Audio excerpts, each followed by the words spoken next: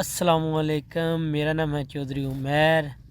असी चैनल बनाया वड्डा पिंड दे मुतल्लिक पट्ठे वढ़ना या कोई भी काम है। हुण असी अज जुम्मे की छुट्टी सी, असी आए अपने पिंड ते अज अपने दोस्त दे नाल आए हैं इत्थे पट्ठे वड्डण। तुहाडी मुहब्बत नाल चैनल साडा उत्ते जाना, तुहाडी मुहब्बत नाल ही तुसीं सबसक्राइब करना, मेहरबानी होगी सब आवाम दी और खास कर साडे पिंड वालियां दे। ये तो तुसी तो लाजमी करना। और खानेवाल दे जिन्ने एरिए है माशाल्लाह वीडियो तुहानू पसंद आऊगी। अगे असी शॉर्ट वीडियो पा रहे हैं, वो भी चेक करना। अच्छी लगे तो ज़रूर सबसक्राइब करना। मेहनत कर रहे हैं, अल्लाह कीता असी उत्ते भी चले जावांगे।